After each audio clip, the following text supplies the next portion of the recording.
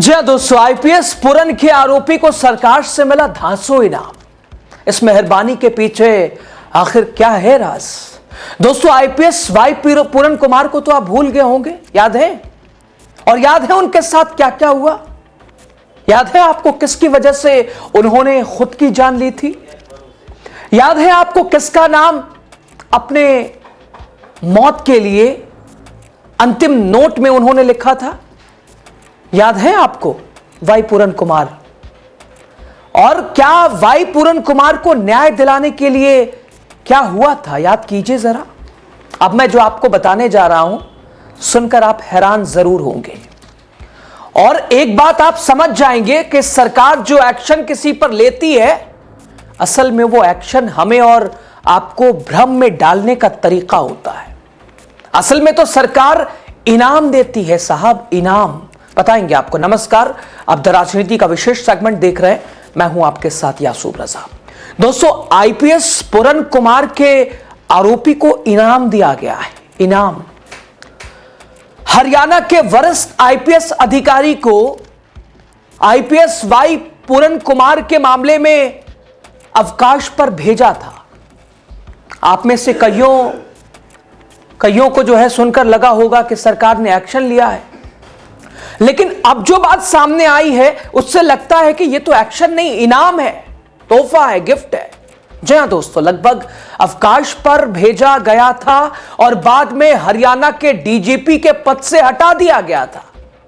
अब उन्हीं वरिष्ठ आईपीएस अधिकारी शत्रुजीत सिंह कपूर को भारतीय तिब्बत सीमा पुलिस यानी आईटीबीपी का महानिदेशक नियुक्त किया गया है। यह कर्मचारी चयन समिति ने बुधवार को चीन की सीमा की सुरक्षा की जिम्मेदारी संभालने वाली इस बल के प्रमुख के रूप में कपूर की नियुक्ति को मंजूरी दी गई है।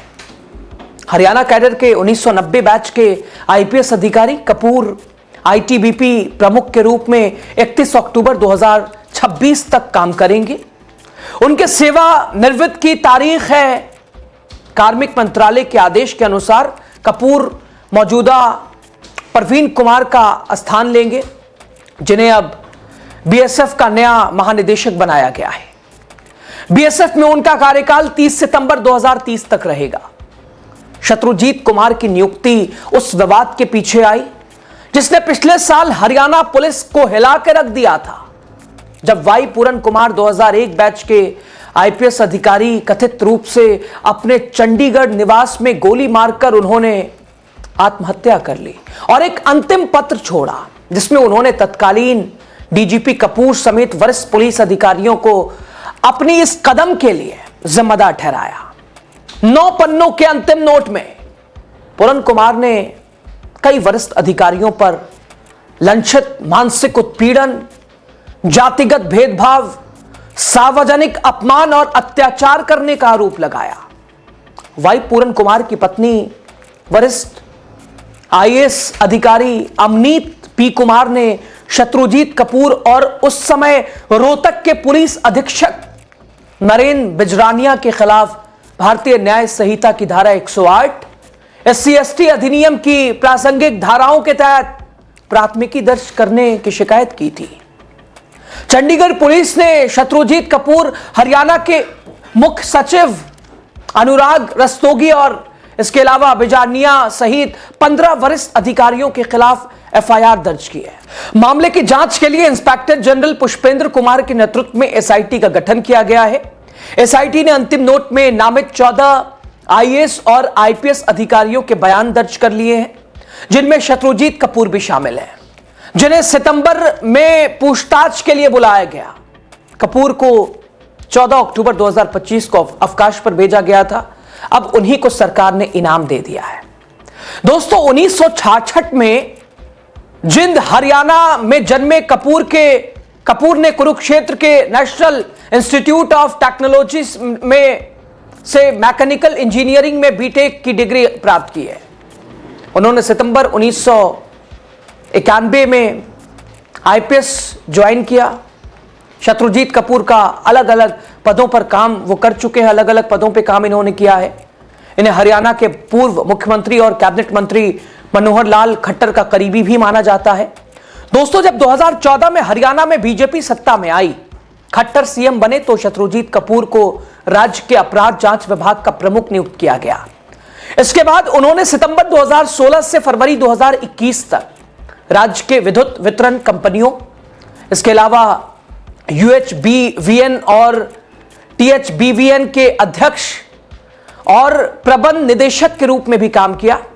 उन्हें तत्कालीन हरियाणा मुख्यमंत्री मनोहर लाल खट्टर के करीबी माना जाता रहा है। सितंबर 2021 में शत्रुजीत कपूर को हरियाणा के सतर्कता ब्यूरो का महानिदेशक नियुक्त किया गया, जिसे अब सतर्कता एवं भ्रष्टाचार निवारण ब्यूरो के नाम से जाना जाता है।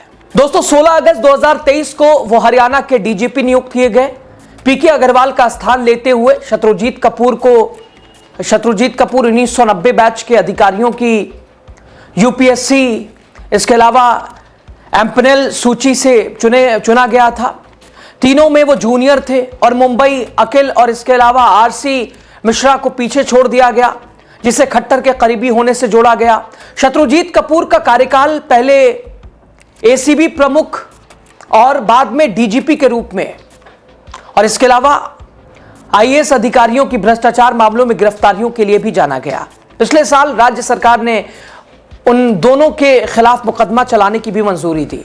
अक्टूबर 2023 में IAS और हरियाणा सिविल सर्विस अधिकारियों ने तत्कालीन मुख्य सचिव संजीव कौशल और खट्टर के पास ACB के अत्यधिक हस्तक्षेप के खिलाफ कड़ा विरोध भी दर्ज कराया। अधिकारियों ने चिंता जताई कि पिछले 2 वर्षों में ACB ने लगभग 12 IAS, 20 HCS अधिकारियों और 3 भारतीय विदेश सेवा अधिकारियों को निशाना बनाया। जब राज्य को नया DGP चुनना था, शत्रुजीत कपूर फिर से UPSC एम्पनेल 3 अधिकारियों की सूची में शामिल थे। इस बार वो तीनों में सबसे वरिष्ठ थे, बाकी 2 थे अजय सिंघल और आलोक मित्तल। हालांकि राज्य ने सिंघल को चुना, जिन्हें 1 जनवरी से हरियाणा का नया DGP नियुक्त किया गया।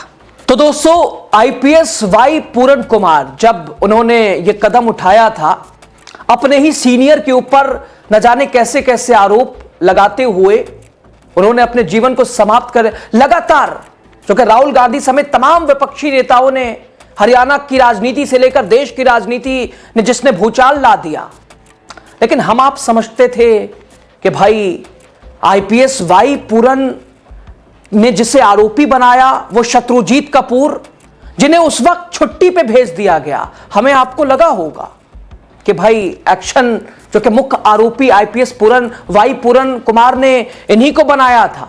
अत्याचार के आरोप लगाए थे, जाति सूचक, जो कि एक तरह से शब्दों का भी इस्तेमाल किया था। किसने? शत्रुजीत कपूर ने। किसके लिए?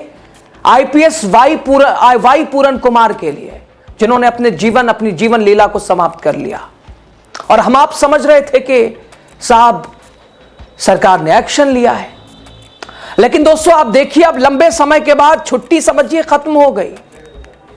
IPS पूरन के आरोपी को सरकार से इनाम मिल गया है। अब इस मेहरबानी के पीछे क्या राज है? इस मेहरबानी को कैसे देखा जाए? तो यानी दोस्तों, शत्रुजीत कपूर जो कि मुख्य आरोपी थे, वाई पूरन कुमार जिन्होंने आरोप साफ लगाया था, छुट्टी समझिए उनकी खत्म हो गई। और क्या आरोप से वो मुक्त हो गए? क्या ये इनाम क्या बता रहा है, क्या समझा रहा है? तमाम अखबार, तमाम रिसर्च करके हमने भी देखा, आरोप तो अभी हटा नहीं, लेकिन इनाम तो मिल ही गया है। अब इस मोहब्बत को, इस प्यार को, इस मेहरबानी को क्या नाम दिया जाए, बताइए आप।